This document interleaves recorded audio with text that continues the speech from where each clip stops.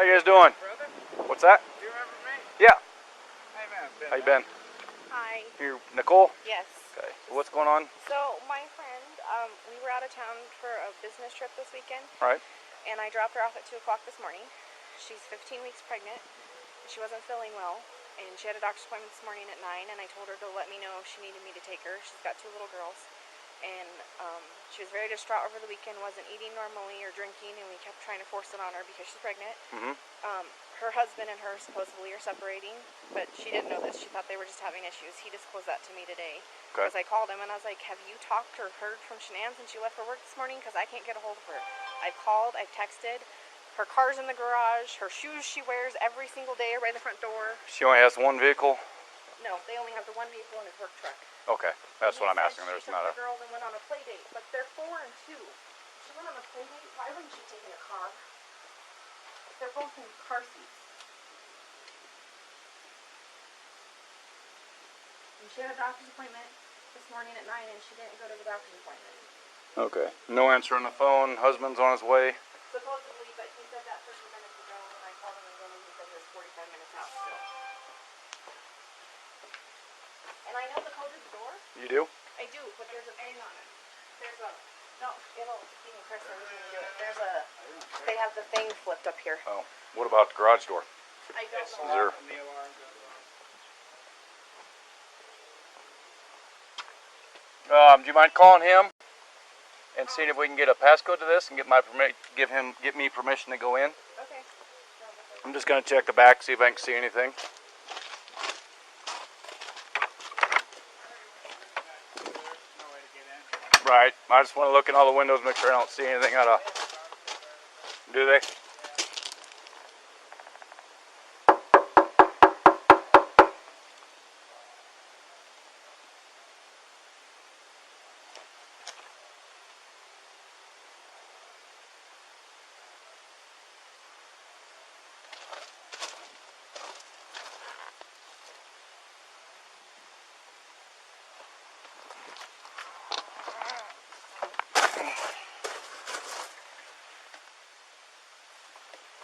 It doesn't work on the outside. Oh, it doesn't? Yeah, so they're gonna have tarp on that one and tarp on the one over there too.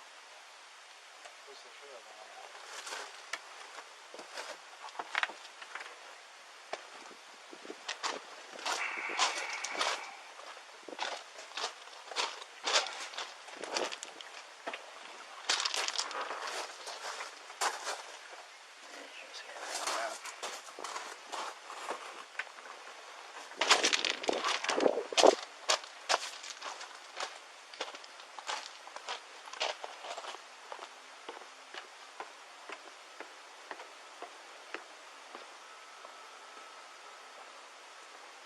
I'm assuming it's the girl. If you can't enter the house unless you see signs of. Yep. I've got to have more unless I get consent from him to go in. And if you don't, you can't enter.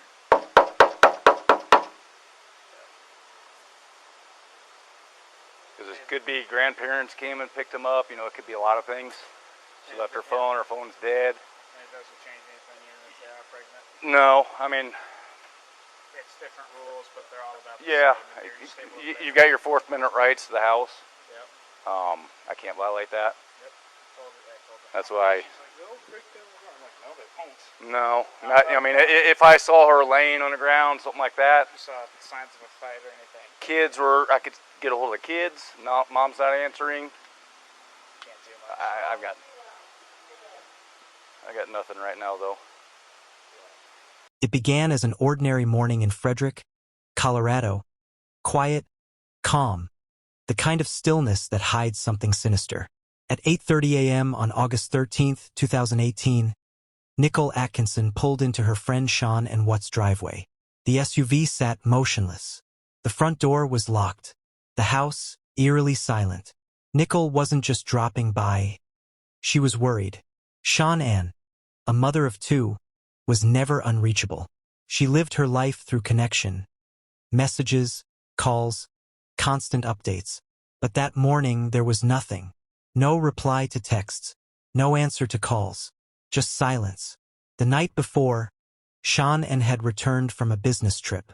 She was exhausted, pregnant with her third child, and had been planning to rest. But when Nickole saw that Shanann missed a doctor's appointment the next morning, her instinct screamed that something was wrong.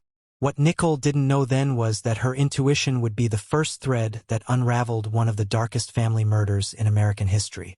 She didn't just sense it, she acted on it. Her knock went unanswered. The blinds were drawn.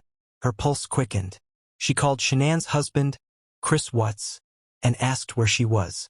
His voice was calm. Too calm. He said Shanann had taken the girls out to a friend's house. But Nickole didn't buy it. Something in his tone chilled her. That moment, one woman refusing to ignore her gut, was the spark that stopped a killer from walking free. If you're just joining us, make sure to like this video, subscribe to Dark Matters True Crime, and turn on notifications, because the story proves how one friend's courage changed everything.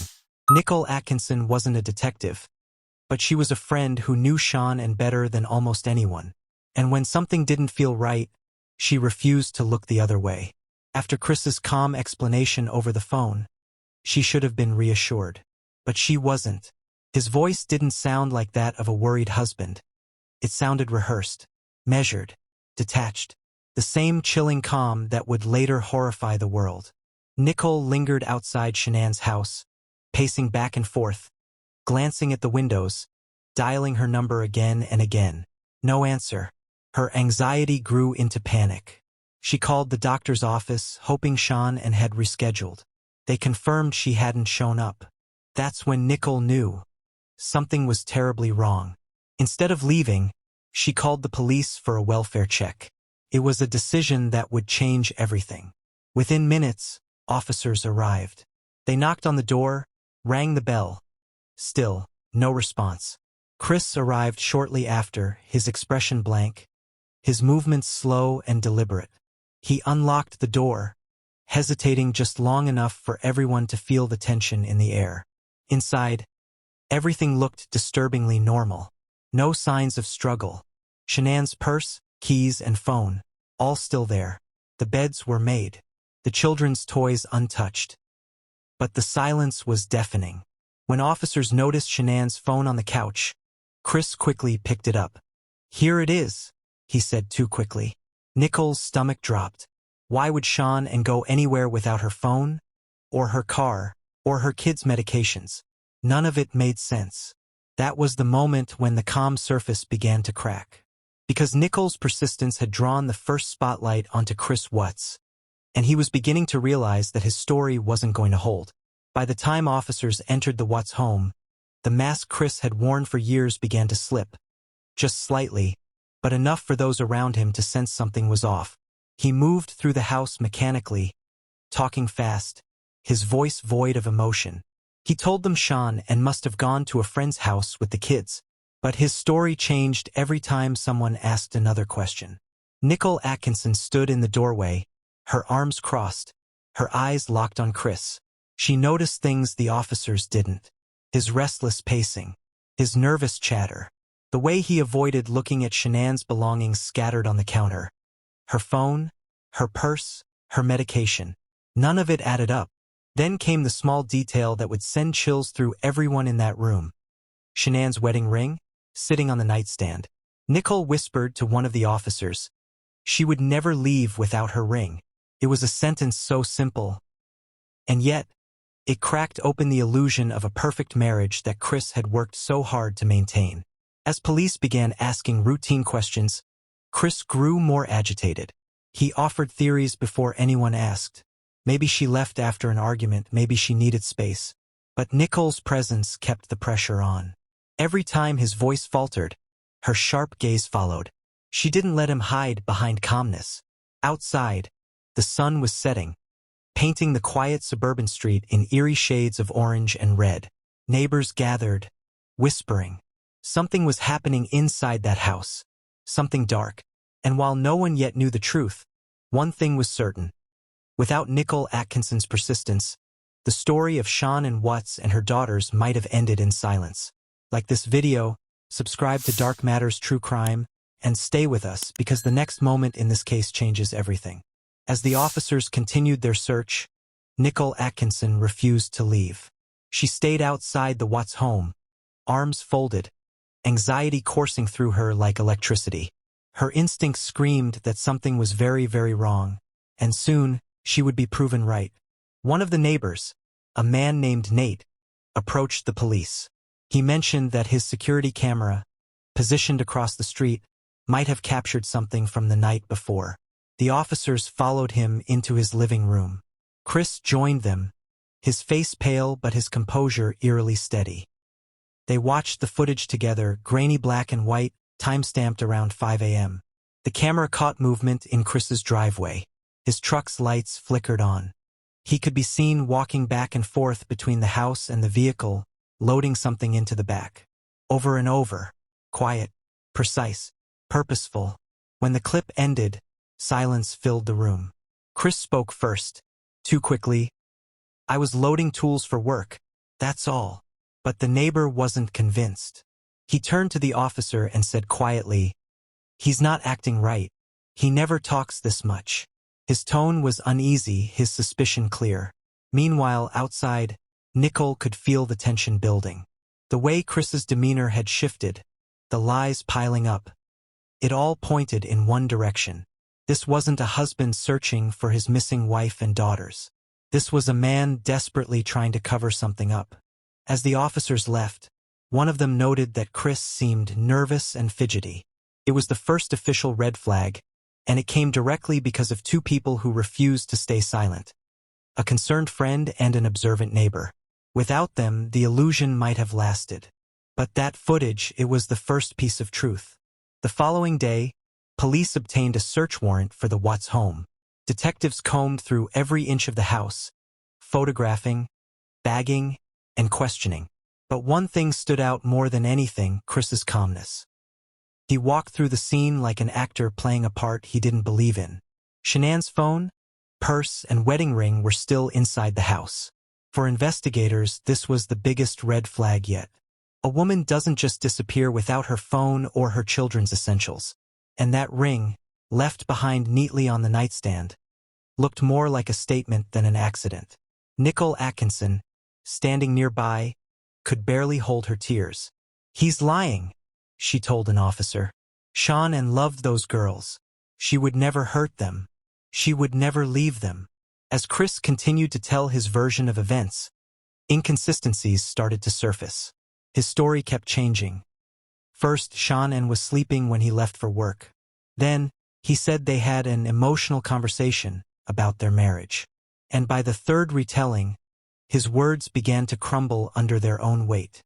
Detectives watched his every move, his lack of emotion, his constant fidgeting, his strange, detached tone when he referred to his family. Behind the scenes, the police were already pulling his phone records and checking his work GPS data. Meanwhile, Nickole Atkinson's name had quietly entered the conversation. A woman Chris had been seeing. Someone who had no idea, at least publicly, that she was part of something far more sinister. By now, the pieces were starting to fit together, and they painted a chilling picture of betrayal, deceit, and cold calculation. Before we move to the next chapter, don't forget to like this video and subscribe to Dark Matters True Crime, where we uncover the truth behind every dark story. Detectives had heard enough. Chris's timeline wasn't adding up, and his awkward calmness during interviews only deepened their suspicions. While the world watched him plead for his family's safe return on TV, investigators were quietly collecting hard evidence that told a completely different story. Nickole Atkinson's instincts had lit the fuse that started it all. She refused to believe Shanann and just left. Her persistence gave police the urgency they needed. Soon, they discovered GPS data from Chris's work truck, data that placed him near an oil site early the same morning Shanann vanished. At the same time, Chris's phone records revealed a series of secret calls and text messages exchanged with Nickole Atkinson, his coworker and mistress. The affair that had begun as an escape from responsibility now pointed toward a motive far darker than anyone imagined. When investigators confronted Chris with the evidence, the facade began to crumble. His breathing changed, his eyes darted across the room, and his voice grew shaky. "I didn't hurt my family. he insisted over and over. But the words sounded empty, almost rehearsed. Detectives brought in a polygraph examiner. Chris agreed to take the test, claiming he had nothing to hide. But as soon as the results came back, the truth hit him harder than he expected. He failed. Every answer, every denial, every plea of innocence, all lies. The walls around him were closing in. Still, he held his ground, refusing to admit the unthinkable. But the pressure was mounting fast, and even his closest family members could sense it. The man who once appeared as the perfect father and husband was about to shatter that illusion forever. Hours passed in that small interrogation room. Chris sat motionless, his hands clasped tightly, his knuckles white. The silence between his breaths felt deafening. Investigators had stopped playing the good cop routine. This was the moment of truth. They showed him photos of Shanann, of Bella and Celeste, the family that once filled their home with laughter and love. Then they reminded him of the GPS data, the phone records, the failed polygraph test.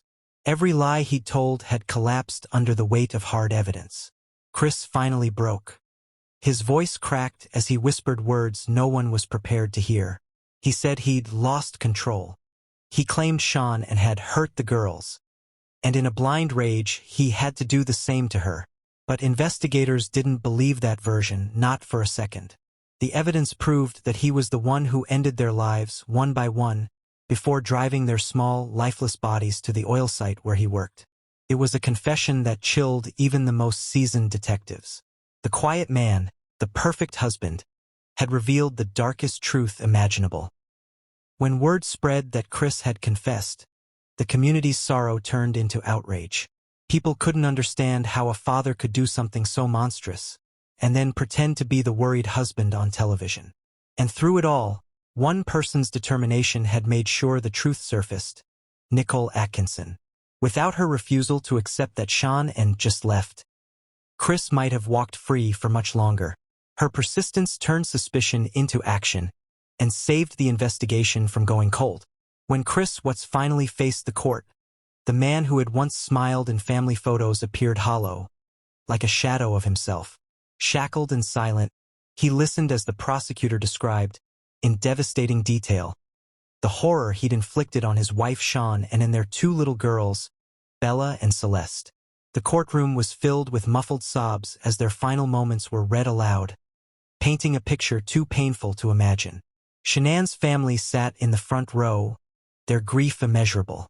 Frank Razusek, Shanann's father, spoke through tears, saying that no punishment could ever equal the pain Chris had caused. He asked only that his daughter and granddaughters be remembered for their kindness, their laughter, and their love, not for how their lives ended. Chris didn't look up. He barely moved as the judge handed down 5 life sentences without the possibility of parole. The same hands that once cradled his daughters would now remain bound for the rest of his life. The perfect family he had built a facade around was gone, and the world saw him for who he truly was. In the years since, people have continued to ask how someone could commit such evil, and if there were any warning signs that could have stopped it. But through the heartbreak, one truth remains. Shanann's legacy lives on because of those who refused to stay silent. It was Nickole Atkinson's courage that set everything in motion. Her instincts, her fear for her friend, and her refusal to ignore the signs exposed a killer hiding in plain sight. This is the story of how one woman's determination brought justice for a family that never got the chance to say goodbye. If you found this story powerful, please like this video, share it with others, and subscribe to Dark Matters True Crime. Every week, we uncover the hidden truths behind the darkest crimes and the voices that refuse to be silenced.